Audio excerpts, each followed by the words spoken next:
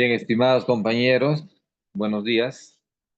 Vamos a proseguir con la sesión número 2 de nuestro taller previo a la asistencia técnica especializada en didáctica docente dentro del área de comunicación.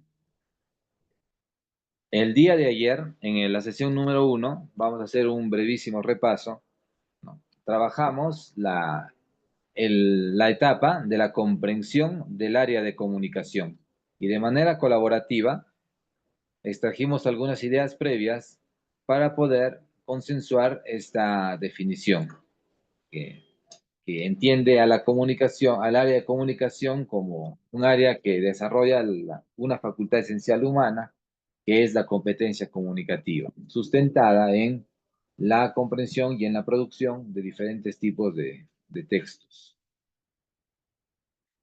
Y nuestro primer reto consistió en elaborar también de forma colaborativa, aquí tenemos el reto, de forma colaborativa, un organizador gráfico que resuma la concepción y sentido del área de comunicación, tomando en cuenta las ideas clave, ¿no?, que se fundamentan, que fundamenta el planteamiento conceptual que tenemos en el currículo nacional. Ahí pues, estuvimos observando que el área de comunicación tiene como propósito desarrollar competencias comunicativas en interacción con las personas a fin de comprender y construir la realidad y representar el mundo, ya sea de manera real o de manera imaginada, bajo la premisa que nos da el enfoque mismo o la gramática textual, que es la base teórica de este enfoque, que dice que tenemos que utilizar el lenguaje en uso, en pleno funcionamiento, en situaciones reales de comunicación o en situaciones simuladas, que se emparenten con la forma como se utiliza el lenguaje en la realidad, en el seno de la vida social. Y que estas competencias comunicativas tienen un triple propósito: que las personas tomen conciencia de sí mismas, que las personas puedan dar un mejor sentido a su vida y que las personas aprendan a tomar decisiones y tengan una actuación ética en la sociedad. Eso es lo que en realidad la complejidad y la hermosura de nuestra área de comunicación. Como ustedes ven, es bastante potente el hecho de comprender de esta forma el sentido de nuestra área de comunicación, y solamente la entendemos cuando lo desglosamos, ¿no? Idea clave por idea clave, ¿no? Habíamos quedado en que eso es lo que necesitan comprender nuestros maestros. El segundo reto consistió ya en el enfoque comunicativo, ¿no?, que está estructurado pues con 4 ideas también, ¿no? El uso del lenguaje, la consideración de las prácticas sociales del lenguaje, el énfasis en lo sociocultural y la permanente reflexión sobre el lenguaje. Analizamos nosotros, pues, según un segundo reto en conjunto, 4 casos, 4 situaciones en las que veíamos docentes que aplicaban bien, que aplicaban medianamente o que aplicaban con deficiencias el enfoque comunicativo, y contestamos algunas preguntas para entender mejor eh, o profundizar más el enfoque y su sentido. Ese fue el segundo reto.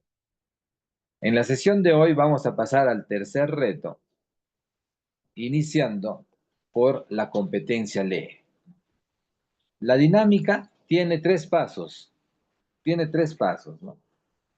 Primero vamos a comprender la competencia y analizar sus componentes. En segundo lugar, vamos a analizar de manera individual o de manera propia y plena cada uno de esos componentes. Y en tercer lugar, vamos a realizar algunas actividades para profundizar los componentes de cada una de las competencias. En esta oportunidad vamos a avanzar con la competencia lee. Según el currículo nacional, esta competencia, ¿no? El currículo nacional tenemos 3 competencias. Se comunica oralmente, lee diversos tipos de textos y escribe diversos tipos de textos. Y para iniciar, vamos a desmenuzar la competencia lee desde el estándar. Aquí les estoy presentando el estándar del sexto y el séptimo ciclo, cada uno con su nivel de complejidad gradual, según el avance. Y vemos que por lo menos hay 11 componentes importantísimos que tienen que ver con la comprensión de la competencia. Lee. Primero en sí mismo lee. ¿Qué es leer? Diversos tipos de texto con estructuras complejas. Importantísimo, ¿no? ¿Qué es un texto con estructura compleja, con elementos complejos y textos simples? Y con vocabulario variado, lo cual se relaciona con el séptimo ciclo, ¿no? En el cual se añade el vocabulario variado y especializado. Un punto 4 dice integra información contrapuesta.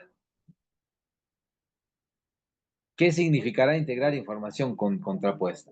Entonces, comprendiendo el estándar, entonces recién se puede, creo que, tener un mayor conocimiento y una mejor aplicación de la mediación pedagógica. Entonces estamos en ello, ¿no? Y esta comprensión y esta obtención de esta integración de información contrapuesta, ¿no? Se complejiza en el séptimo ciclo, cuando dice contrapuesta y ambigua. ¿No? Ambigua. Ya lo ambiguo podemos avisorarlo más o menos, ¿no? Luego pasa a la noción de interpretación.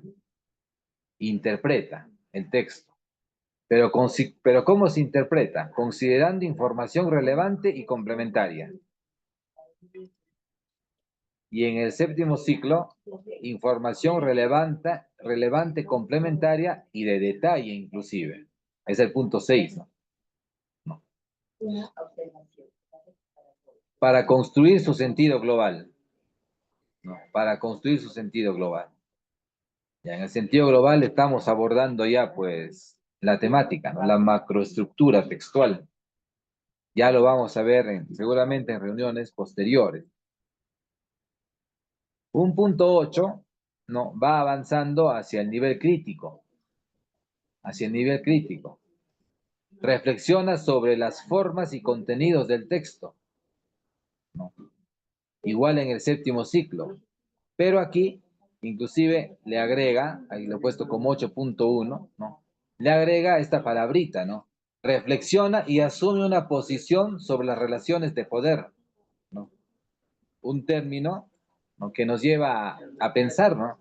Relaciones de poder. En el séptimo ciclo, el estudiante tiene que descubrir cuál es la narrativa imperante, ¿no? La idea hegemónica, o en todo caso, el concepto que se quiere inocular a través de un texto en la mente de las personas. Ustedes ya saben que los textos no suelen ser neutros, sino que generalmente están cargados de ideología o de perspectivas o de intereses inclusive.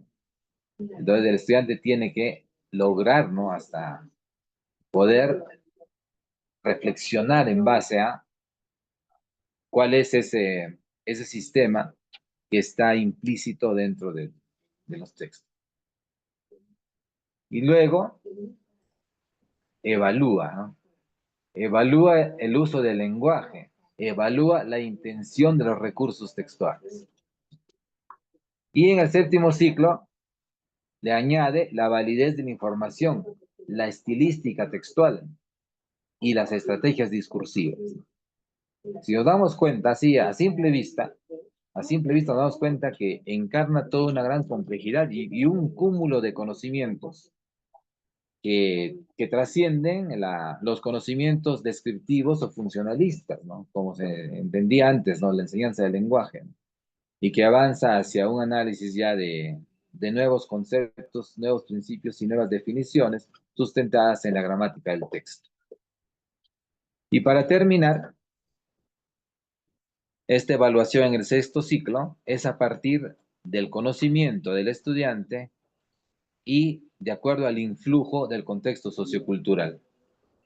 Y en el caso del séptimo ciclo, explica el efecto del texto según sus conocimientos y el contexto sociocultural.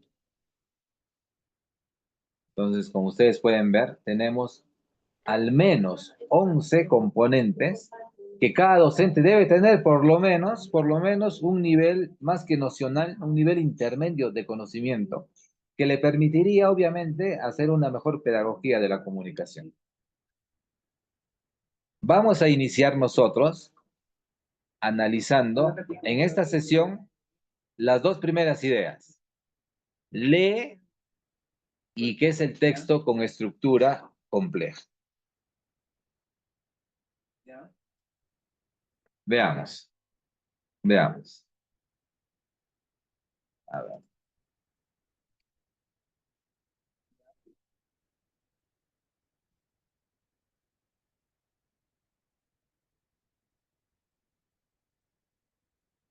Primero activamos un poquito nuestra mente, ¿eh?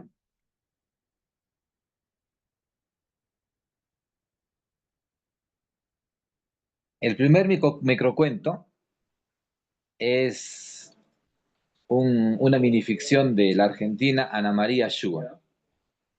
¿Alguien lo podría leer, por favor? Y mientras que lo va leyendo su compañero y que lo lee pausadamente, que lo lea pausadamente, van a ir pensando tres cosas que se les vinieron a la mente mientras escuchaban este texto. Claro, ya no. ¿Quién podría leer este primer microtexto, por favor? El primero. Que lo reporte directamente.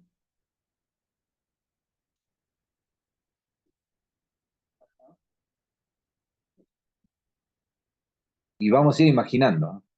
Y vamos a ir pensando. Exacto, sí, correcto. ¿Cuál es qué ideas se nos vienen a nuestra mente? La primera parte está de acá, ¿no? Con una mueca. Sí, ¿Salió? esa de ahí. Sí.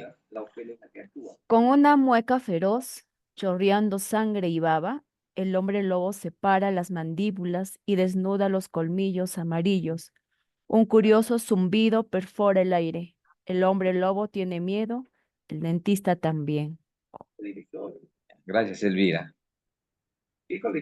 ¿Qué ideas se les iba viniendo a la mente a la medida que iban avanzando en la lectura de este cuento? Yo me imaginé un monstruo. Sí. Yo me imaginé un La monstruo. directora es la dueña del colegio. ¿Qué más se imaginaron ustedes? ¿Qué ideas, qué sentimientos o qué emociones? Qué miedo, terror. Un hombre Miedo. lobo, yo, un hombre lobo. Claro, un hombre lobo, ¿no? Sí, Un hombre lobo. Mira, que lo que se estaba a puede hacer punto de es llamar morderme. a la autoridad. Ah, ya. Entonces, Cosita una roja. mordedura. Y dan miedo a las mordeduras, ¿no? Ok, creo que te pide la... Y de un hombre Dependiendo, lobo peor, dependiendo. dependiendo, ¿no? Ya. Ya. Dina, yo recordé el poema Los motivos del lobo. Ah, ya. Los motivos del lobo. ¿De quién es? Habría que ahorita la madre que veía de... Ya, pero está bien, ¿no? Pero era un monstruo. Se trataba de un monstruo, se trataba de un hombre lobo. Claro. Yo recuerdo al dentista, dice Bogarín. Y otro para la directora.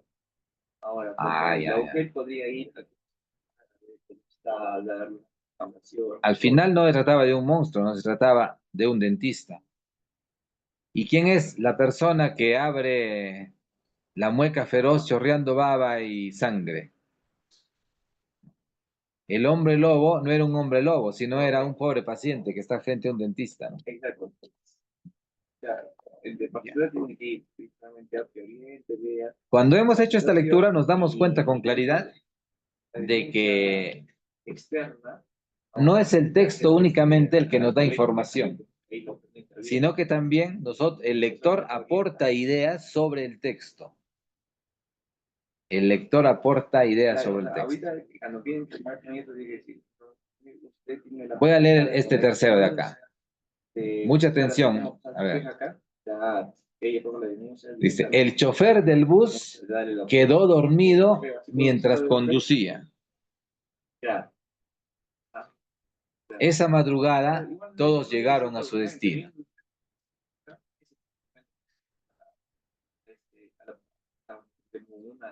¿Cuál fue ese destino, compañeros? Él no interviene en particulares, solamente orienta, ¿no? Entonces ya es... La ¿A qué muerte, destino maestro. llegaron? La ¿Ah? muerte. La La muerte, muerte, porque el chofer se quedó murieron. dormido. Claro, es la muerte, ¿no? Pues si ustedes se dan cuenta, el microrrelato es magnífico. Es magnífico. La palabra llegar a su destino, que habla del destino de todos nosotros, ¿no? Que es morir, ¿no? ¿Y cómo mueren? ¿Cómo mueren los que están en este bus? Un trágico accidente, pues, Ah, es un trágico accidente. dolorosamente, claro. Claro. En ninguna parte del microrrelato dice que ellos mueren, ni tampoco el microrrelato indica que ha habido un accidente. En ninguna parte. Pero, ¿qué ha hecho la mente? Una inferencia. Inferir, inferir. Ha hecho una inferencia. Entonces, nos damos cuenta de que en la competencia lee hay una interacción. No como se creía antes, sino que hay una fuerte interacción. Me van a ayudar ustedes a dar algunas opiniones de las definiciones que tenemos aquí. Aquí hay 3 ideas de lectura, 3 concepciones de la lectura, ¿no? Y la pregunta sería, ¿qué opinan de las definiciones leídas? ¿Qué opinan de las definiciones leídas? A ver, acá dice, lectura como decodificación. Entonces, el primer concepto de lectura dice que la lectura primordialmente se entiende como la capacidad de traducir grafemas a fonemas y luego unirlos para formar palabras. El énfasis recae en el reconocimiento de letras, sílabas y palabras de forma aislada. La comprensión se asume como una consecuencia automática de una decodificación fluida. Ahí está un concepto de lectura. El segundo, lectura lineal y pasiva. El significado se considera inherente al texto y la tarea del lector es extraer el significado de manera fiel y objetiva. El lector es un receptor pasivo que simplemente absorbe la información que el autor ha codificado en el texto. Codificado entre comillas. No se valora la interacción del lector con el texto ni la influencia de sus experiencias. Es un segundo concepto de lectura. Ahora, un tercero. Lectura como mera elocución. En las épocas donde la lectura en voz alta era predominante, la habilidad lectora se centraba en la correcta pronunciación, entonación y fluidez vocal, a menudo sin una profunda preocupación por la comprensión del lector. Leer bien significaba sonar bien. Entonces, el niño que pronunciaba bien las palabras leyendo frente a los demás, sabía leer. Es lo que nos dice el concepto, el tercer concepto. ¿Qué opinan de las definiciones leídas, compañeros? Lo pueden poner en el chat o lo pueden expresar encendiendo el audio. ¿Qué opinan de estas 3 concepciones de lectura? ¿Alguien quisiera darnos su opinión, por favor?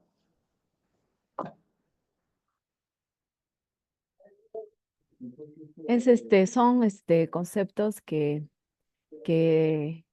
muy antiguos, pasados, que se tenían una concepción de la lectura, pero ahora según nuestro enfoque ya es otro, ¿no? Es una lectura para la comprensión, ¿no? Para la mejor comunicación, para la interrelación entre el lector y y el emisor y el receptor. Claro. Ujú. Entonces Es dijiste una que son muy interacción, antiguas, sí, muy desfasada, muy antigua. Donde desfasadas, sí, y no se observa lo que debe ser, dijiste, ¿no? Como la interacción y la comprensión, ¿no? Otra opinión, compañeros, pero son las concepciones que se manejaban en tiempo pasado, que se manejaban. Tal vez a nosotros también nos han evaluado de esa manera. No sé si recuerdan que salían a leer al frente. Y tal vez en nuestras aulas aún vemos a docentes que tienen estos conceptos de lectura. ¿Qué les parece la segunda? De la segunda opinen, a ver. Léanlo. ¿Será cierto lo que dice ahí?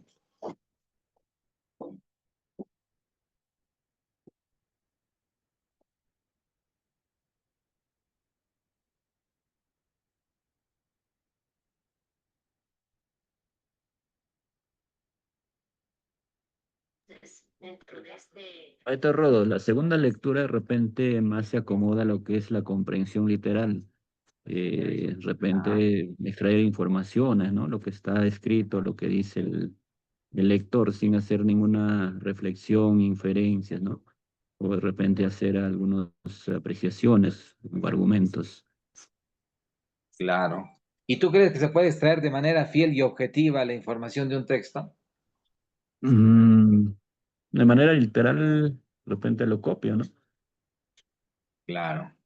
¿Y para ti el lector crees que solamente tiene que, al leer, tiene que absorber la información del autor nada más?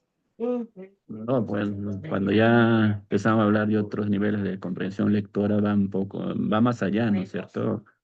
Claro, Ya sería el estudiante tiene que sacar nuevas ideas, por decir, de lo que está, ¿no? Lo que dice lo que está escrito, lo que está escrito por el autor, ¿no? Nuevas claro. ideas, entonces ya ahí está infiriendo, ¿no es cierto? Sí, Ya cuando hablamos, por decir, si, si una parte del texto lo podemos plantear, de los cuales puede argumentar, opinar, ¿no? Entonces ya sería un poco más profundo la comprensión. Pero yo lo ubicaré en este caso que es nivel literal, ¿no? claro, sí, es la idea básica que realmente yo estoy entendiendo acá, ¿no? Si extraes todo lo literal, obviamente podrías obtener de manera fiel y objetiva, ¿no? Pero cuando haces inferencias, ya implicas tus ideas y cuando reflexionas y evalúas, con mucha más razón, ¿no? Ya hasta puedes criticar, contradecir, aceptar, reconstruir, remodelar la lectura. O según los propósitos que tengas, utilizar la información para poder alcanzar tus objetivos, ¿no? Pero de que el lector es un receptor pasivo no es cierto. Definitivamente no, no puede ser. Estos son conceptos de lectura que en su momento fueron obviamente los que se tenían en cuenta para poder valorar el avance lector de los estudiantes, si eran capaces de rescatar o de obtener información de los textos. Bien, entonces esto nos lleva a, a una siguiente etapa, a una siguiente etapa. Tenemos aquí, miren, lo que les voy a mostrar,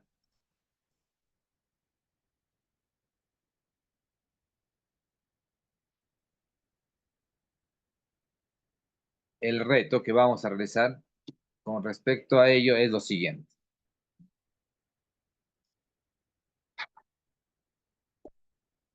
Nos vamos a ir a equipos de trabajo y vamos a tratar de definir el acto de leer, la competencia lectora, ¿no? ¿O qué es leer?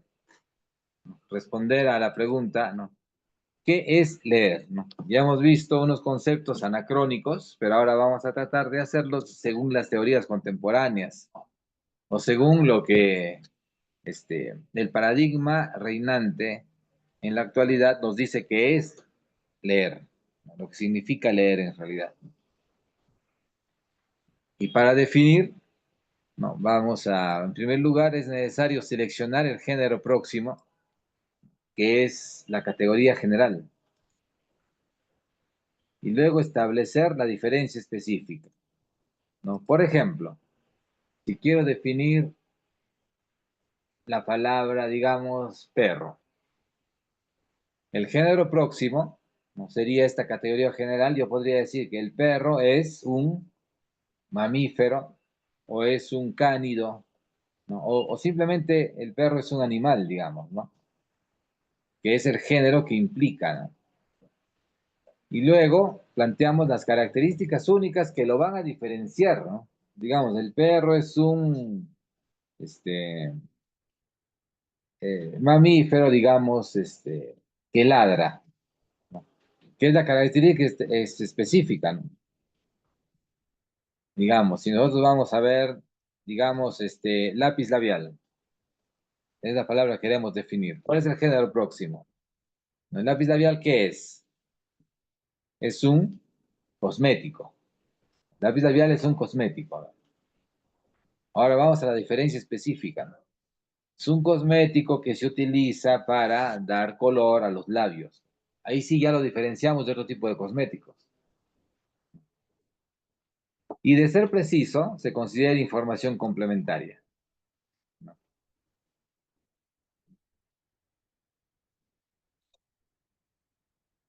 Por ejemplo, si vamos con el ejemplo del perrito. El perro es un mamífero. Ahora vamos a la diferencia específica, ¿no?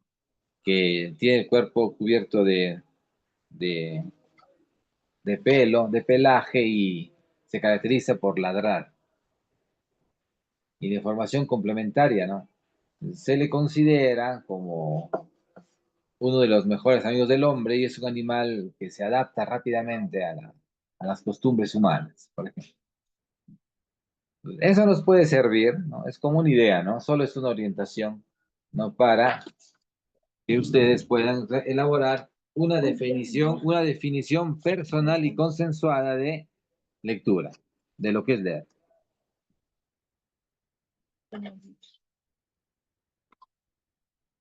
Ah, el 6.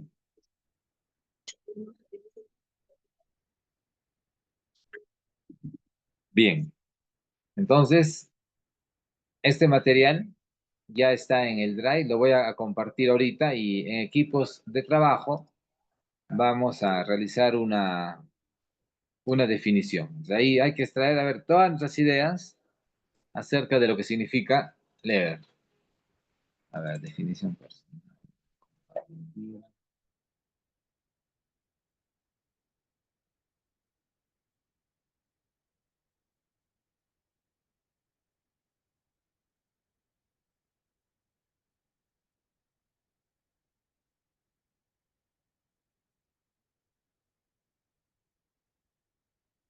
Vamos a tratar de hacerlo un poquito rápido, ¿no? Para que podamos avanzar, por favor, ¿ya? A ver.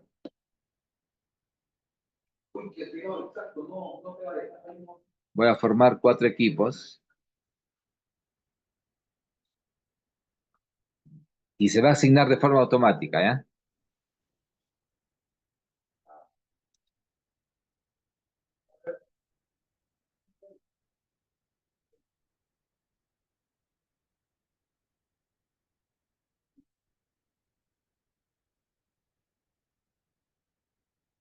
Acabo de enviar al chat el reto 3, ¿no? Definición de lectura. Definición de leer. A ver, por favor ingresen y aquí estoy haciendo las salas para que puedan entrar ustedes y elaborar el concepto de lectura.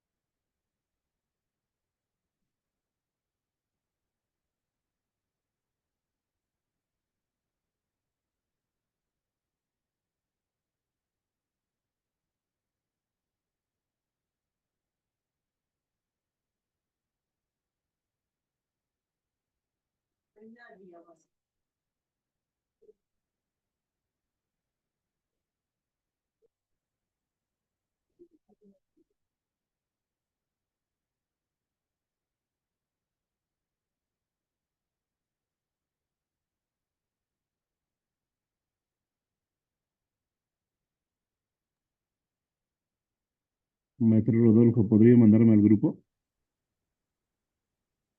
A ver, David, debes estar, Tres se me debes dijo, pero estar sí, en el estábamos en una grupo. reunión también, y por eso no podía. ¿En qué número Me dijo. estás? ¿En qué grupo? Tres me mandó un mensaje, pero como estoy en otro también, en una reunión aparte, no, no logré aceptar. Ya, a ver.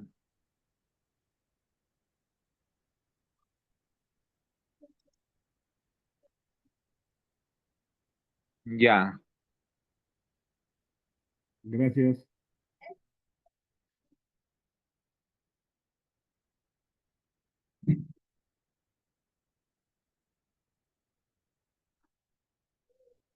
¿Van a armar su botiquín?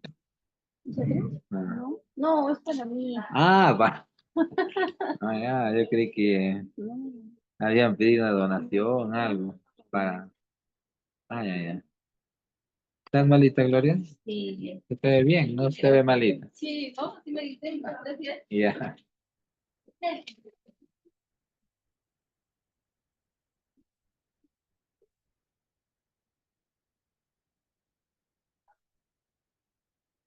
¿Lograron ingresar al grupo? ¿A los grupos?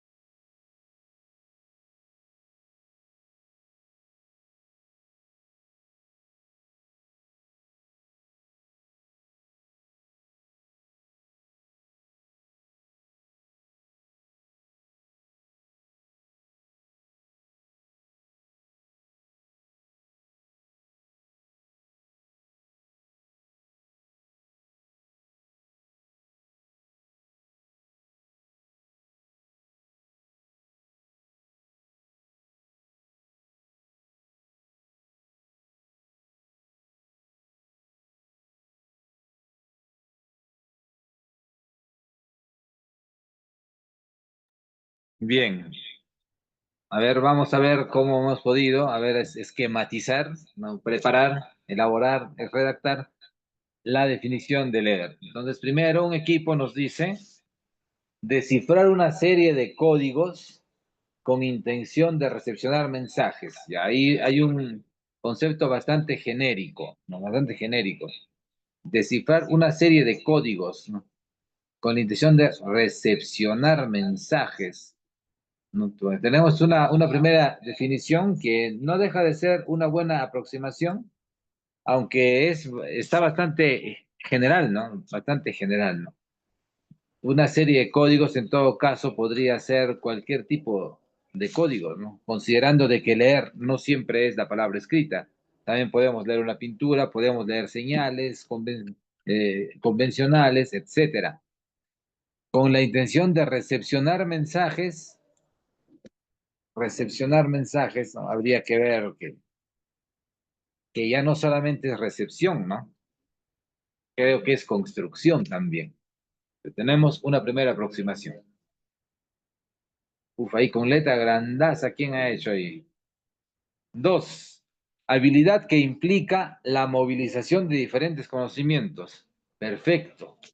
Diferentes conocimientos, tanto la información visual como la información no visual. ¿No? La información visual es la que vemos directamente en el texto o sobre lo que estamos leyendo. Y la información no visual es el cúmulo, el acervo de experiencias y de saberes que cada persona tiene en su mente. A mayor información no visual, mayor comprensión. Mientras más conoces sobre algo, sobre un tema, entonces es más fácil entender una lectura. También nos dice que es conocer y comprender la realidad desde diferentes puntos de vista. Excelente, ¿no? Una lectura de la realidad. Al final, Vygotsky decía de que el lenguaje o el pensamiento se expresa a través del lenguaje, ¿no? Por lo tanto, desde esa premisa es fácil deducir de que la realidad puede leerse y comprenderse desde diferentes puntos de vista. Definición 3. Aquí varios, ¿no? Es un proceso activo, ¿no? Lo han subrayado. De repente, esta es la indicación, ¿no? El género próximo entre el lector que recibe información, también interpreta y analiza muy bien. No solo que recepta, ¿no? Sino que también interpreta y analiza. Otra definición, es una forma de comunicación entre el lector que reconstruye los significados del texto. Excelente. Reconstruir los significados del texto y el autor que transmite las ideas. Hay una frase, ¿no? de Roland Barthes, del filósofo lingüista Roland Barthes, ¿no? Que dice, el autor ha muerto. ¿A qué se refería, no? El autor ha muerto, ¿no? Daba a entender Roland Barthes de que cuando una persona genera y produce un texto y lo lanza de forma pública y ya se vuelve parte de una comunidad o se vuelve parte de los lectores, entonces el autor ya terminó su trabajo. Quien va a seguir construyendo el texto es el lector. Podría decirse que el autor avanza la primera parte de un texto, la mitad. Cuando escribe un texto, tú has hecho la mitad. Si no hay lectores, ese texto está incompleto. El lector completa recién esta información que el autor ha hecho, ¿no? Entonces, el autor ya ha muerto desde el momento que publica su obra.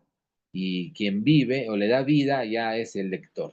Eso es lo que trataba de decir Roland Barthes, ¿no? Y realmente es cierto, ¿no? Que nosotros construimos y reconstruimos ideas. A leer. Es un proceso de comprensión e interpretación, sí, ahí está la base, donde entra en juego los conocimientos previos, la experiencia del lector, el aspecto sociocultural del lector, ¿no? Sí, muy bien. Implica 3 niveles, literal, inferencial y crítico. Muy bien. A ver, vámonos a la última definición. Lobo anónimo y ajolote anónimo lo han hecho. Leer es un acto de comunicación. Bien, ahí está el género próximo. Es un acto de comunicación.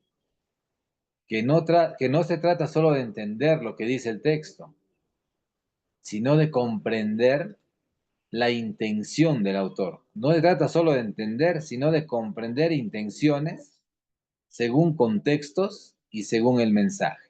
Muy bien, ahí está la característica específica, ¿no? Y la información complementaria. En ese sentido, leer hoy es construir sentidos de manera crítica, usando diversos lenguajes, diversos medios, en variados contextos y utilizando lo digital y lo cultural. Muy bien. Tenemos cuatro buenas definiciones de lectura. Nos vamos a ir ahora a nuestro material de trabajo, donde yo les voy a dar 3 conceptos de lectura contemporáneos.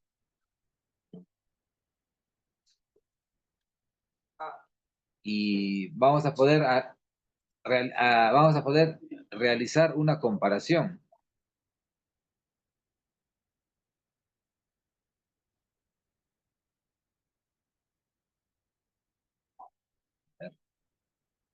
Vamos a poder realizar una comparación, miren.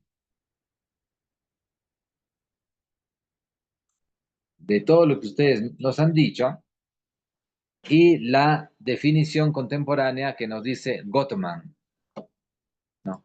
La lectura no es un proceso lineal, no es decodificar letra por letra, sino que es una construcción activa.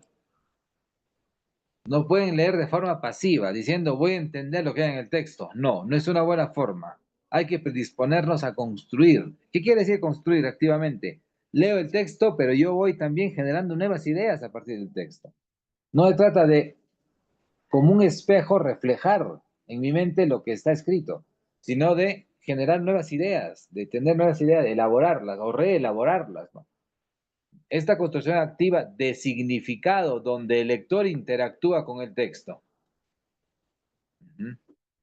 Es más, yo a veces veo el texto no como un objeto, lo veo como un ente vivo, como un ente que está cargado de ideas y que me está hablando, que me está comunicando, ¿no? Al leer un poema de César Vallejo estamos conversando con César Vallejo. Y tiene mucho que ver los conocimientos previos, las experiencias y el contexto. Las diferentes, ¿no? Aquí vemos, ¿no? A más saberes previos, mayor comprensión. A más experiencias, mayor comprensión. Y siempre van a estar delimitadas por lo que nos dicte, lo que nos dicta, o casi nos impone el contexto, ¿no?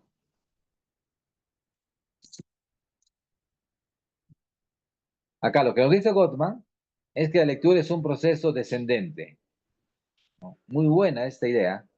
Un proceso top-down, donde las expectativas del lector guían la comprensión, ¿no? Y aquí está lo que dice Roland Barthes. El autor ha muerto. Cuando tú lees, lo más importante ya eres tú como lector. Tus expectativas, tus propósitos, la construcción que quieres hacer es lo que guía una mejor comprensión. Uno puede leer tratando de captar al autor, y eso está muy bien, captar las ideas para responder unas preguntas. Pero la lectura va más allá de eso. La lectura te tiene que ayudar a construirte, a darte nuevas ideas, a hacerte una persona distinta. Por eso dicen que los libros transforman, porque tú no lees para replicar y repetir y memorizar lo que dice el autor, ¿no? Uno lee sobre todo para aprender y para comprender el mundo desde otra forma de verla, desde otra perspectiva. Entonces, lo más importante es entonces los propósitos que tú tengas de leer y qué quieres extraer del texto. ¿Qué quieres extraer? Obviamente, para hacer esta construcción tienes que comprender lo que dice el autor. Primer paso. Segundo paso, reelaborar tus ideas, ¿no? Cambiar tu personalidad, potenciar tu forma de ser, mejorar tu espíritu, ser mejor ciudadano, ser más inteligente, ¿no? Entonces, eso, como se dan cuenta, la lectura ya se llama un proceso descendente, ¿no? Es decir, de arriba a abajo. Arriba es el lector, abajo es el texto, ¿no?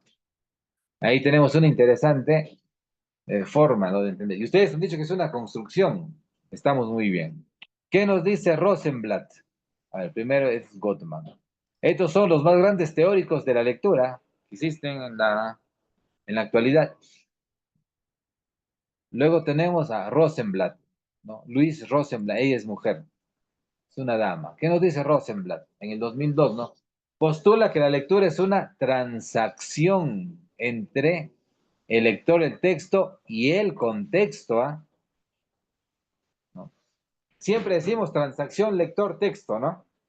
Pero lo que dice ella, y esto está en una diapositiva del ministerio, yo lo vi en un taller. Cuando tú lees La ciudad y los perros, ¿no? Cuando tú lees La historia interminable de Michael Ende, ¿no? Cuando tú lees eh, La Ilíada de Homero, se pone en dinamismo, tú como lector con tus saberes previos, tu predisposición. El texto que te da, ¿no? Una obra clásica, ¿no? Una obra milenaria como es la Ilíada, ¿no? Pero sobre todo el contexto, ¿no? El contexto de la obra y el contexto que te rodea. En el contexto de la obra tú vas a poder ver las creencias y costumbres de la época griega antigua, ¿no? Dentro de las características del honor y la guerra. Y el contexto que te rodea ya viene a ser el espacio en el que estás en primer lugar, la situación comunicativa, ¿no? Si estás en un lugar donde hay mucha bulla y tú no puedes leer con bulla, no vas a entender. O sea, el contexto va a influirte. También puede haber un contexto psicológico.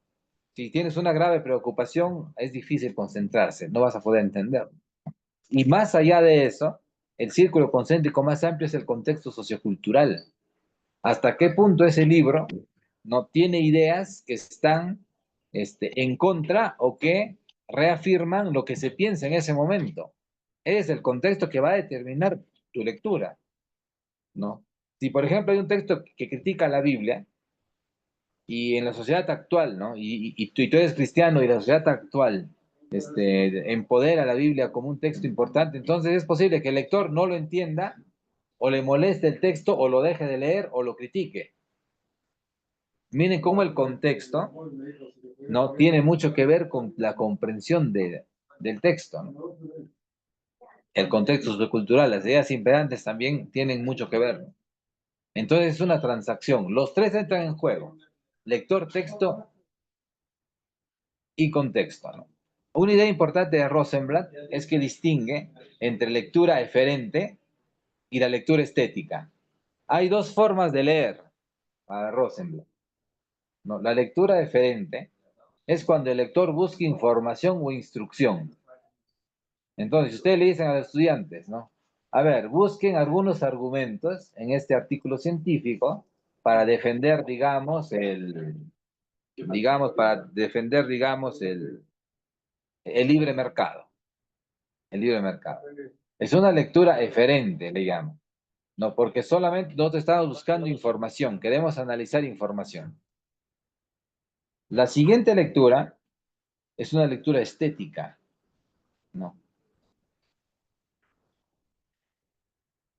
La lectura estética, el lector se enfoca en los sentimientos, las emociones que puede evocar el texto. Es la segunda lectura. Es decir, se tiene una experiencia literaria, una experiencia afectiva. Pero ahí no buscas solamente información como en el primer caso, no quieres analizar información como en el primer caso, sino quieres disfrutar, quieres emocionarte, quieres sentir intriga, inquietud, tristeza, alegría, juntamente con lo que está sucediendo en el texto. Y esto se logra básicamente con las obras literarias. Entonces, ¿quién nos emociona, no? Cuando cuando abre la Metamorfosis y lee, ¿no? Después de un sueño turbulento, Gregorio Samsa amaneció convertido en un insecto, en un horroroso insecto. Desde el inicio nomás empieza el factor emocional. El factor emocional. Entonces, la primera lectura es cognitiva y la segunda lectura es más afectiva. Y el tercer concepto de lectura nos lo da, pues, Solé, ya que es más conocida, y ella lo hace desde la didáctica. Solé, ya saben que tiene su famoso Andude, ¿no? Antes, durante y después. Entonces, enfatiza la importancia de estrategias de lectura antes, durante y después como herramientas que permiten al lector interactuar activamente con el texto. Y también tenemos una definición de lectura, ¿no? O sea, la lectura es un proceso sistemático que requiere realizar actividades antes de leer, realizar actividades mientras estoy leyendo y realizar actividades para reforzar después de la lectura. Tenemos, y todo esto de aquí se complementa con lo que ustedes han dicho. Comprender las intenciones, entra en juego el contexto, hay diferentes niveles de lectura, se reconstruye significados, es una habilidad, es una habilidad. Y si desean, ahí están las referencias. Gottman, Smith, Solé y Rosenblatt. Ustedes lo pueden buscar en el internet si quisieran profundizar un poco más las ideas que nosotros acabamos de ver. Ahora bien,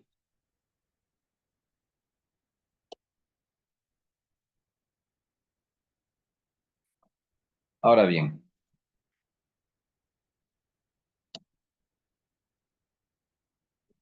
de acuerdo al análisis del estándar, nosotros habíamos avanzado, hemos hecho ya lo que significa lee. Yo sé que ya tenemos una idea más clara de lo que es lee.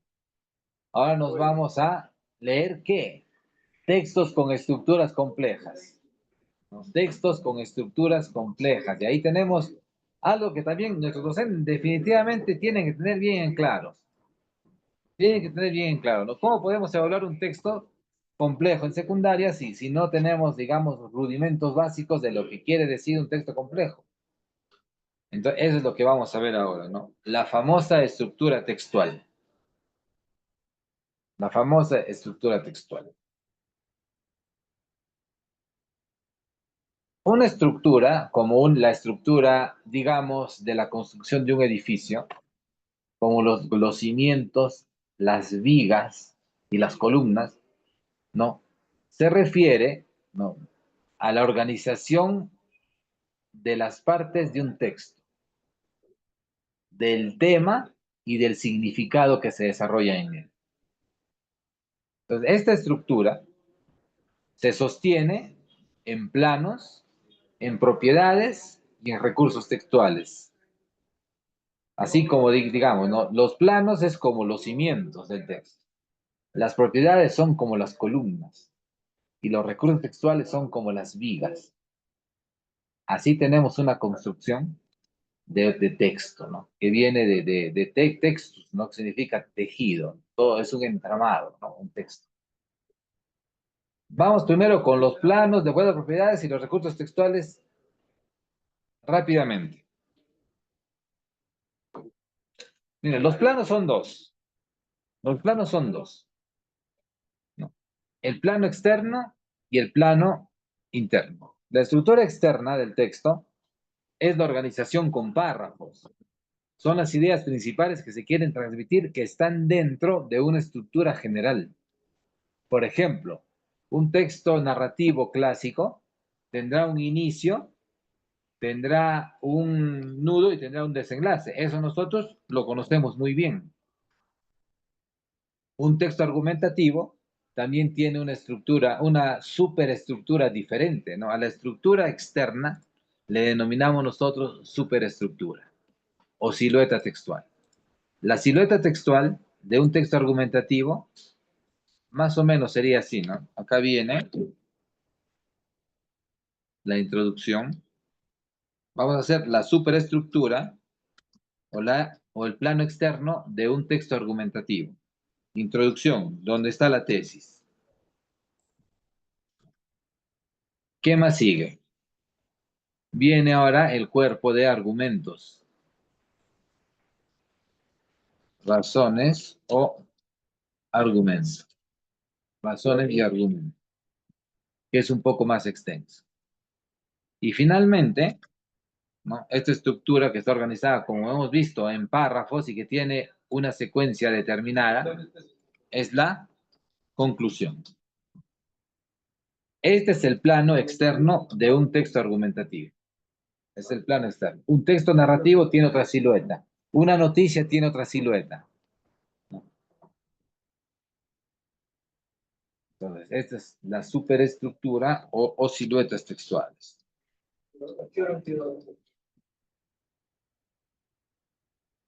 Y la estructura interna de un texto hace referencia a la forma en que se distribuye el contenido o los temas o subtemas del mismo, ¿no? Es decir, como dice el concepto, ¿no? Es la progresión temática, es la progresión de significado, es la coherencia y es la adecuación. Estamos hablando nosotros de lo que denominamos macroestructura. Vamos a diferenciar. Macroestructura. Vamos a poner superestructura. La macroestructura en realidad es la coherencia y la cohesión. La coherencia, perdón, y la adecuación. A eso le llamamos macroestructura, ¿no? Y asimismo, la estructura interna es la estructura de la conexión, del enlace, del engarzamiento lógico que tiene que existir entre palabras, entre oraciones. En otros términos, es la conexión sintáctica. Entonces ahí tenemos un primer acercamiento. Miren. La estructura interna es la silueta textual o superestructura.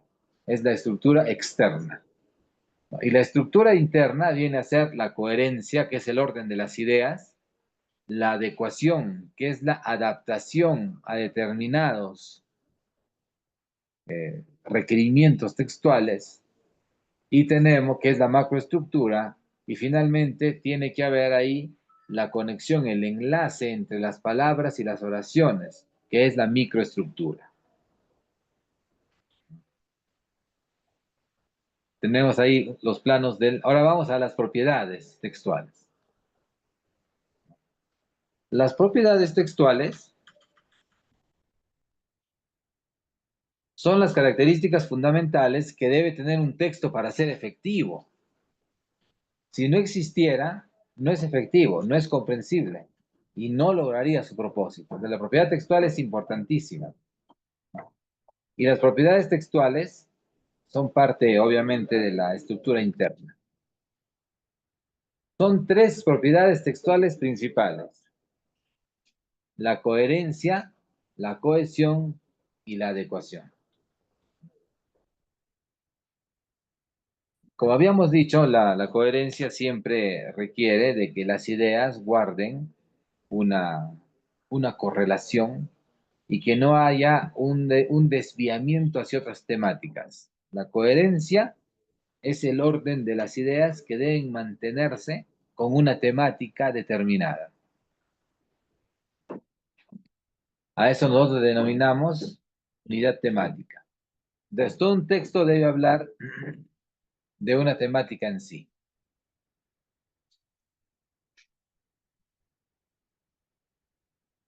Por ejemplo, ¿no? Si nosotros tomamos La ciudad de los perros, todo el texto debe de correr, ¿no?, alrededor de lo que sucede en el Colegio Militar Leoncio Prado y cómo sus personajes, ¿no?, están involucrados en esta realidad violenta, ¿no?, trágica, ¿no?, dentro de la escuela militar, ¿no?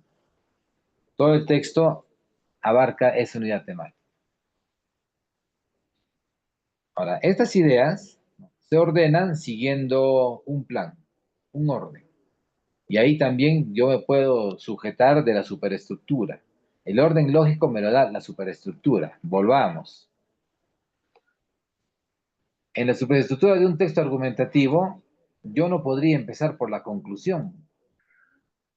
Esta superestructura así, como están viendo ahorita, no existe. Después de la conclusión paso a la introducción y acabo con razones. No es un orden lógico de ideas. La superestructura me guía mis ideas. Tendría que seguir este orden. Tendría que seguir este orden. Si es un texto narrativo, también tiene un orden. No, ahora, si es un texto más complejo, con saltos de espacios temporales, entonces podríamos hacer una silueta más compleja, ¿no? Pero siempre se tiene que basar siempre a una silueta. Y ahí está el orden de las ideas. No tiene que haber contradicción. No debería haber contradicción. O sea, no puede decir que un personaje vivió y murió y después en el siguiente capítulo sigue vivo, ¿no? Si ya murió. Entonces no debería haber una contradicción. Ahora, si es un ensayo que defiende, digamos, una postura a favor de la pena de muerte, entonces los argumentos tienen que defender la pena de muerte. No puede haber un argumento que esté en contra de la pena de muerte, porque sería una contradicción. Y finalmente, la coherencia es utilizar las palabras adecuadas. Esas palabras que son adecuadas para el público, para el lector o de acuerdo al nivel de complejidad que tenemos en el texto. La siguiente propiedad textual es la cohesión. Es la cohesión. Ya hemos visto que la cohesión o microestructura es cuando yo engancho mis ideas utilizando determinadas palabras o determinados recursos. Cuando nosotros decimos, ¿no? María caminó por el campo. Ella estaba feliz. No, estoy tratando de cohesionar a María con la palabra ella, que significa lo mismo. Creo que le denominamos a eso un referente. Podemos utilizar también conectores. Podemos utilizar también los signos de puntuación, entre otros. Todo lo que me ayude a enlazar las ideas de forma comprensible para el lector.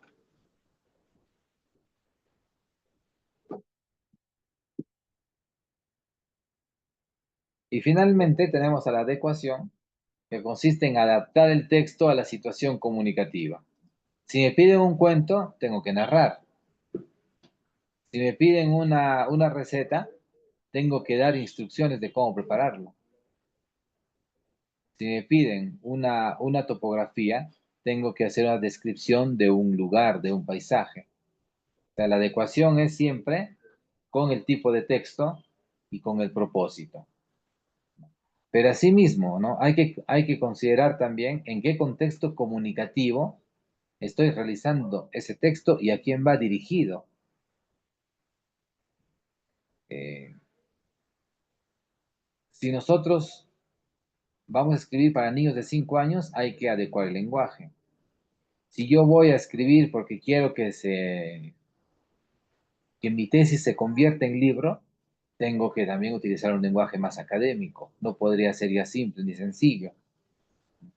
Si yo voy a hacer un material didáctico, no, para estudiantes de secundaria, tiene que estar de acuerdo a las características cognitivas y de madurez de los estudiantes de secundaria. No puede ser muy simple ni muy complicado. Esa es la adecuación a quién va dirigido. Y en qué contexto también, ¿no? La producción de un texto, como ya lo habíamos visto, tiene un influjo poderoso por el contexto, ¿no? Si yo voy a publicar para una revista pedagógica que va a ser leído por docentes, entonces tengo que ubicarme en ese contexto y tengo que tratar de que mi lenguaje, de que toda mi temática, de que todo mi artículo, no sea como para una comprensión y un fortalecimiento de las capacidades docentes. No podría escaparme de ese contexto. No podría yo querer hablar de filosofía cuando quiero yo enseñarles, digamos, técnicas de comprensión lectora, por ejemplo, ¿no? Entonces, esa es la adecuación y las propiedades textuales. Y lo que tenemos que ver ahora son brevemente los recursos, aquí, los recursos textuales, ¿no? O sea, la estructura tiene planos, propiedades y recursos, ¿no? Los recursos son infinitos. Aquí hemos puesto solamente algunos. Son herramientas, son estrategias, son las técnicas que encuentra un escritor y que le da estilo, le da un estilo, le da una característica propia a su escritura. Y gracias a estas herramientas, a estas técnicas, yo estructuro mejor mi lenguaje, yo lo organizo mis ideas, pero sobre todo yo enriquezco mi mensaje, porque lo que se necesita es dar un impacto al público, ¿no? O sea, la estructura necesita obviamente de tener también ¿no? Un texto, la estructura de un texto tiene que tener recursos textuales. ¿Qué recursos yo puedo utilizar cuando escribo? ¿No? Títulos, subtítulos, párrafos. Es decir, cómo organizo la información. Luego, otros recursos estilísticos son los signos de puntuación. Los signos de puntuación se pueden utilizar de acuerdo a la normativa o se puede utilizar transgrediendo la normativa también. En Ensayo sobre la ceguera de José Saramago hay un uso, acérquense ustedes para verlo, hay un uso muy interesante de los puntos y comas y de las mayúsculas, que no es de acuerdo a lo que dice la norma, sino que Saramago ha inventado una forma distinta y se entiende el mensaje, se entiende muy bien lo que él quiere dar a entender, ¿no? Él no utiliza guiones para los diálogos, por ejemplo, sino lo hace de otra manera. Si nosotros nos vamos a al último capítulo de la obra Ulises de James Joyce, vamos a ver 3 páginas sin ni un punto ni una coma, pero se entiende el mensaje, es un monólogo interior. Ya eso es parte, es un recurso que utiliza el autor. Lo importante es que se entienda, porque si yo no quiero utilizar puntos y comas, pero no se entiende nada de mi mensaje, entonces está mal. Tengo que tener una forma, ¿no?, exacta de cómo manejar bien estos puntos y comas para darle un recurso textual que impacte al lector. Luego utilizamos conectores y marcadores, ¿no?, que también ya se relaciona con la microestructura y con la cohesión. También tengo que elegir las palabras que me parezcan a mí más interesantes, ¿no? Elegir las palabras, usar sinónimos, utilizar antónimos, ¿no?, siempre de acuerdo al contexto, de acuerdo al tipo de escritura que estoy yo haciendo, ¿no? Además, tenemos las figuras retóricas. Al lado, perdón. Las figuras retóricas, que son lo que antes le llamábamos nosotros también las figuras literarias. En todo texto debe haber figuras literarias, metáforas, hipérboles, ¿no?, litotes, sinécdoques, sinestesias, ¿no?, entre otros, ¿no? O sea, que definitivamente tiene que haber, ¿no? Y esto se puede dar no solamente en el texto literario, a veces confundimos que solo en el texto literario se utilizan figuras retóricas, sino en el habla común, en cualquier tipo de expresión, en un texto científico inclusive pueden haber comparaciones, pueden haber metáforas. No hay nadie. Catalina Virginia Cruz. Espera, ahorita va a venir. Bien. También otros recursos son los ejemplos y analogías. También tenemos las citas y referencias. Mencionar autores, ¿no? Y este recurso que es importante en muchos tipos de textos, que son los recursos gráficos. El uso de imágenes, tablas, ¿no? Y finalmente la tipografía y el formato. Utilizar negritas, hacer, digamos, una noticia en 2 columnas, o insertar una infografía o insertar un gráfico estadístico, ¿no? O hasta en un texto narrativo, utilizar cierto tipo de imágenes, ¿no? Bien, entonces, según cómo utilicemos los planos, las propiedades y los recursos, nosotros tendremos un texto complejo. Si utilizo pocos recursos textuales, será más simple, ¿no? Si la coherencia y la cohesión es monotemática, ¿no?, y utiliza palabras de uso cotidiano, las propiedades textuales también hacen que sea más simple, ¿no? Y los planos, ¿no? Los planos, ¿no? La silueta textual va a definir también, ¿no? Porque miren, aquí yo he hecho una silueta textual de un texto argumentativo, pero si nosotros leemos textos con diversas secuencias dominantes, entonces podemos tener un texto donde hay argumentación, más adelante hay narración, al final puede acabar con una descripción. Tenemos un texto que tiene diferentes secuencias dominantes y por lo tanto diferentes superestructuras.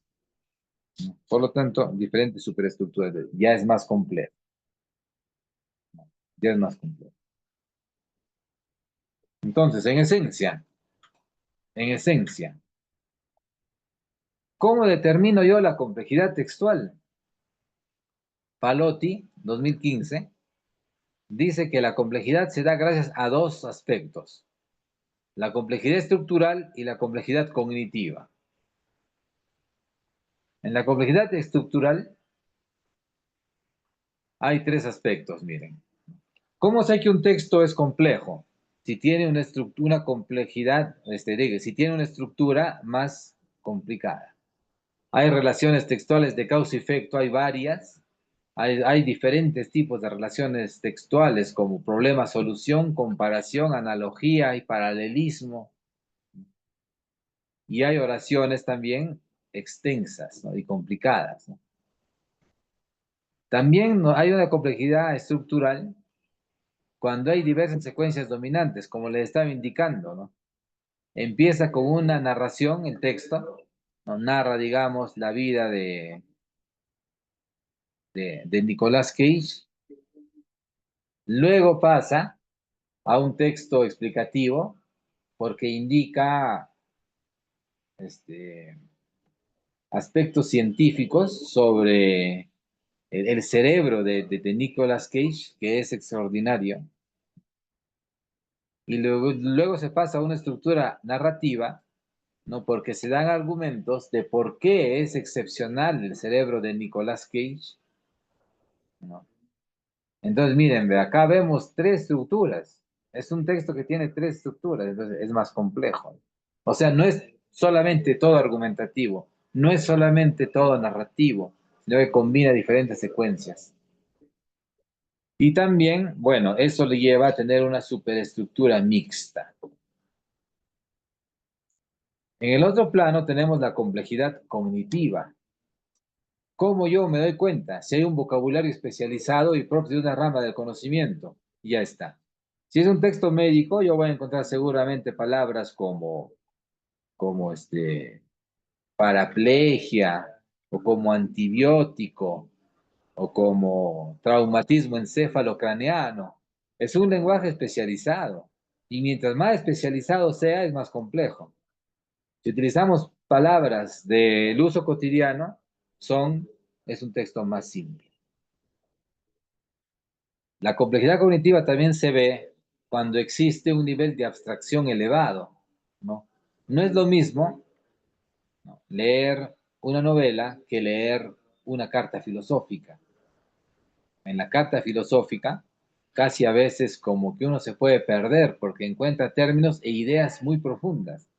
O hay palabras que engloban muchas ideas o conceptos que podemos desconocer y que de repente no nos ayudarían a una lectura. Entonces, la complejidad textual también está en el nivel de abstracción. Puede hablar un texto de cosas concretas, puede hablar un texto de cosas abstractas. Por ejemplo, algo concreto podría ser si yo narro la experiencia de un perrito o si yo elaboro un instructivo sobre cómo escalar el Huascarán. Es concreto porque son cosas que yo puedo ver tangibles. Es un texto de determinada complejidad. Pero imagínense si yo quiero hablar de temas abstractos, digamos sobre la libertad. Entonces yo quiero explicar los diferentes tipos de libertad, la libertad positiva y la libertad negativa que existen. Entonces ahí sí es una abstracción eso ya. Por lo tanto necesito un lenguaje que no sea pues ni empírico ni nocional, necesito un lenguaje filosófico, científico. Y entonces eso es mucho más complejo, es un texto mucho más complejo. Y tiene una macroestructura densa y una microestructura detallada. La microestructura ya lo sabemos bien, ¿no? Detallada es cuando hay muchas conexiones, hay muchos enlaces entre las oraciones y las palabras. Y una macroestructura densa es el orden lógico de las ideas, la macroestructura, es la coherencia, ¿no? Y acá vemos que son varias ideas que se enlazan y se entremezclan. En un orden lógico, obviamente, pero son demasiadas ideas, ¿no? Entonces no es monotemático. No, un texto monotemático que habla de un solo tema es relativamente simple o es con elementos complejos. Pero un texto politemático que habla de diferentes temas, ¿no?, con respecto a un campo de estudio, obviamente ya es una macroestructura más densa, es una coherencia más densa.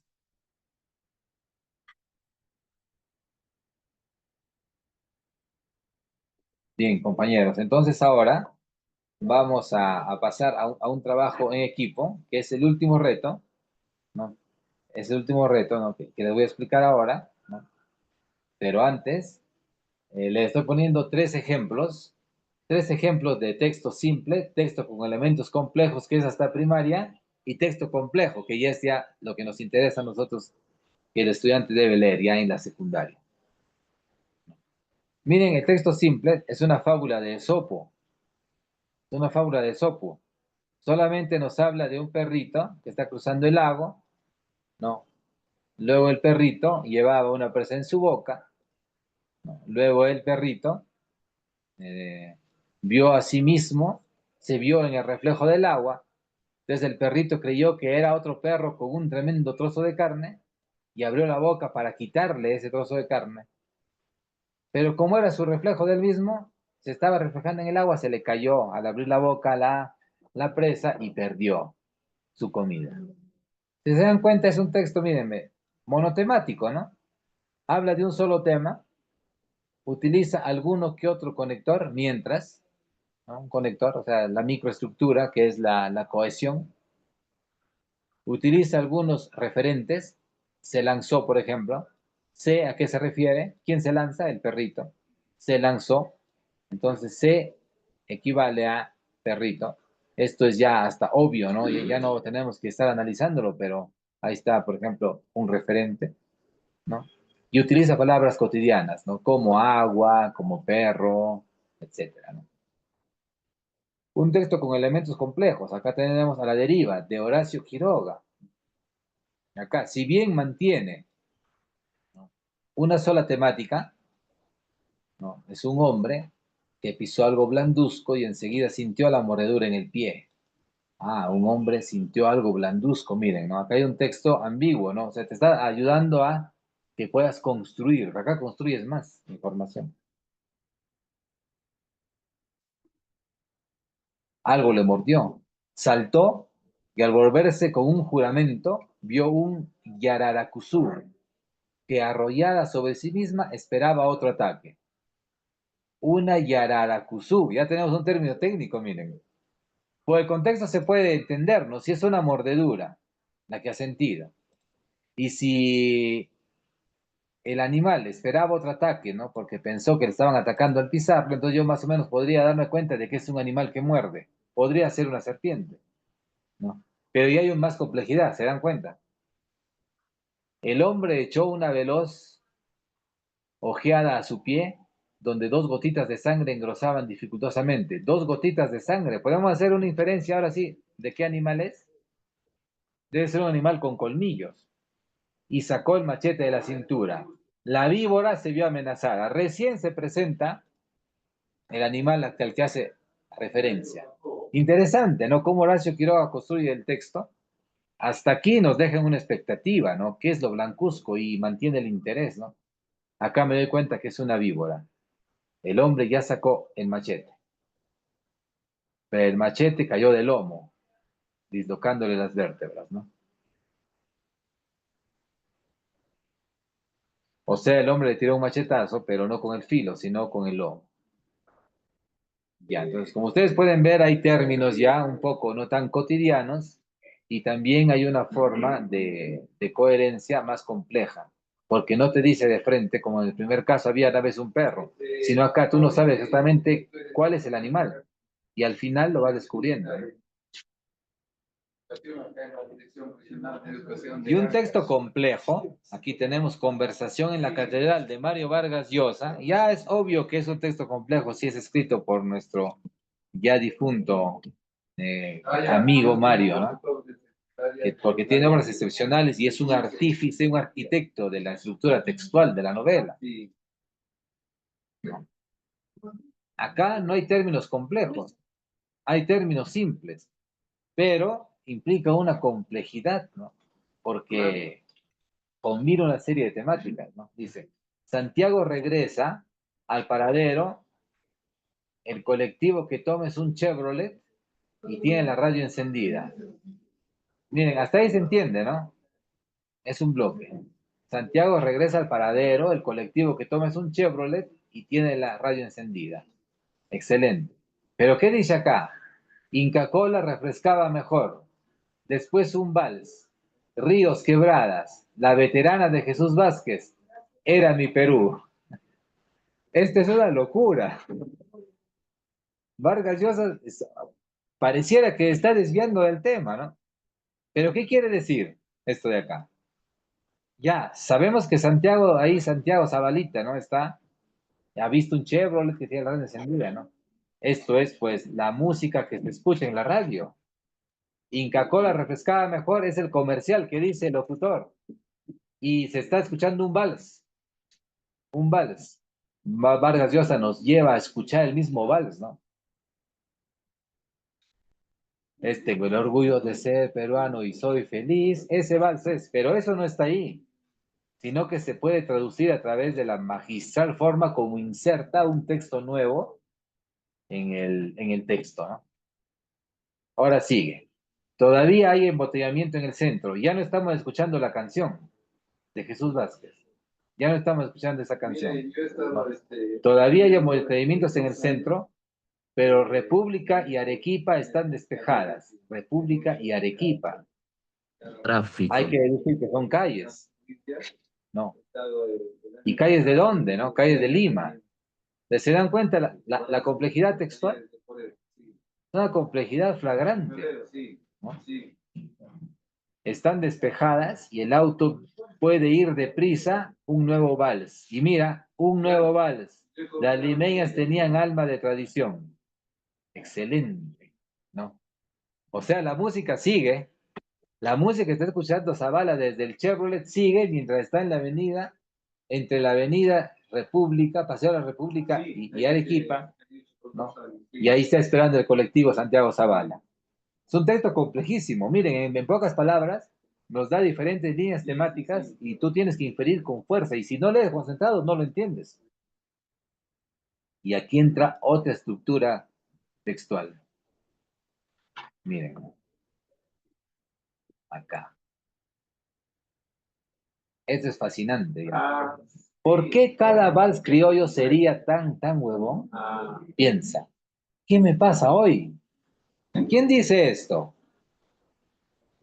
Santiago Zavala. Esto es lo que dice Zavala. Es un pensamiento de Zavala. Es un pensamiento de Zavala, ¿no? Y ahora hay una descripción. Entra el texto descriptivo. Entra el texto descriptivo. No solamente hay una narración acá, no hay una descripción. Tiene el mentón en el pecho, los ojos entrecerrados, va como espiándose el vientre. Caramba, Zabalita. Te sientas y es hinchazón en el saco. ¿Y qué es eso? Acá hay otra ya, miren, ve. Acá hay otra ya, otra intervención. ¿Sería la primera vez que tomó cerveza? 15 años, 20 años atrás. Piensa, dentro de poco seré barrigón. Entonces acá vemos que quien le dice caramba es otro personaje, es Norwin, ¿no? Que le está hablando, ese personaje Norwin. Hay toda una complejidad en un párrafo de conversación en la catedral. Imagínense leer las 800 páginas que tiene el libro, ¿no? ¿No? Quien se lee conversación en la catedral y después me lo cuenta, yo lo respeto. Lo admiro, lo admiraría. Solamente por el hecho de leerlo nomás. Entonces ahí vemos la diferenciación entre tres tipos de textos. No, tres tipos de textos. Y el texto complejo, obviamente, es un ejemplo paradigmático que ponemos acá, ¿no? Y nos puede servir para entender cómo se da esta complejidad.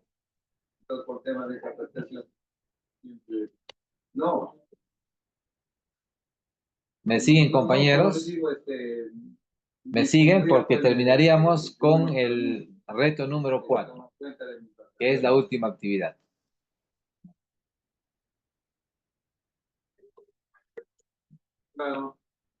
Entonces, bien. El anexo 4, que es el último, es una fundamentación, fundamentando un texto complejo, ¿no? Entonces, lo que vamos a realizar aquí es copiar un texto, que sea complejo, copiarlo, y aquí dar dos argumentos de por qué es complejo. Nada más, ¿no? Dar dos argumentos de por qué es complejo. Aquí hay para un equipo, equipo uno, aquí para el equipo 2, para el equipo 3 y para el equipo 4.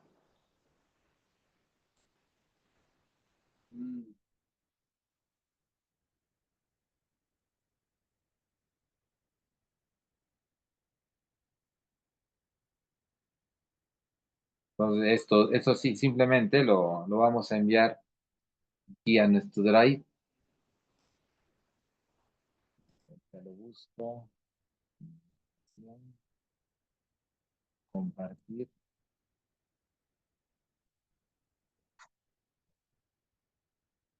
Ya, voy a enviar el enlace ahorita.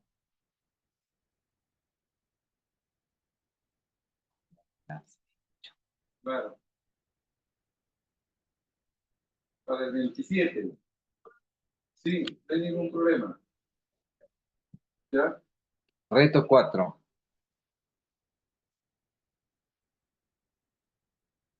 Seleccionar un texto complejo y darle dos fundamentos. De revisar la ¿No? información, O sea, de como por qué es complejo, ¿no? trabajo, todo lo que es. Ya, hay que hacer un texto nomás, a ver. Ya hay que hacer un texto entre todos. A ver, ingresemos al Drive. Ingresemos y hay que hacer la primera parte. Que está en esta línea con particularidades. ¿No? Hay que buscar, a ver, alguien de ustedes, por favor, un texto complejo. Este mismo número. Hay que buscar un texto complejo y luego dar dos razones de por qué es complejo, ¿no? Acá quiero medir nuestra capacidad para encontrar, para seleccionar un texto complejo y saber por qué lo es, ¿no? Eso es lo que básicamente necesitamos. A ver, no sé si estarán entrando compañeros. Yo sé que en el virtual es un poquito dificultoso. Pues yo tengo que estar más o menos ya organizándolo para. A ver, pero sé que podemos culminar con esta última actividad. A ver. Muy bien.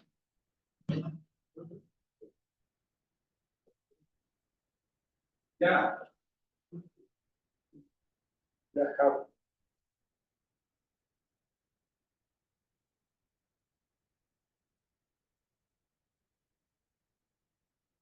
Ya, me envío. Bien, entonces en todo caso estaría quedando, digamos, como una tarea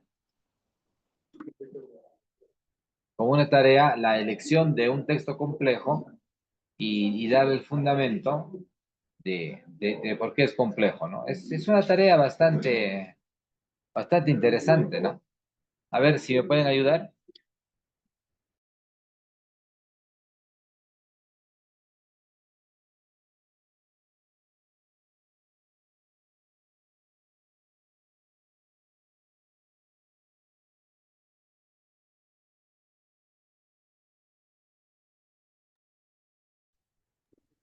Listo, ya amigo, un abrazo, cuídate, ya listo. Están seleccionando un texto. Visito, buenos días. Buen día, sí. Ahí envié un enlace. También lo pueden enviar al WhatsApp del grupo.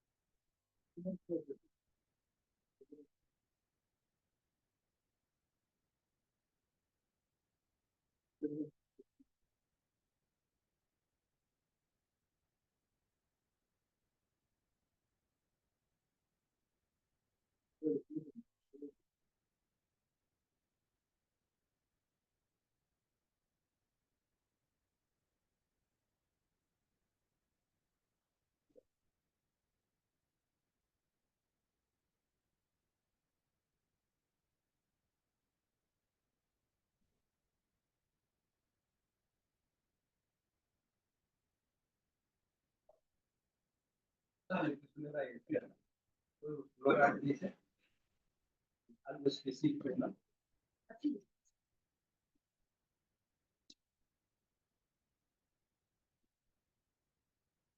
Bien, va a quedar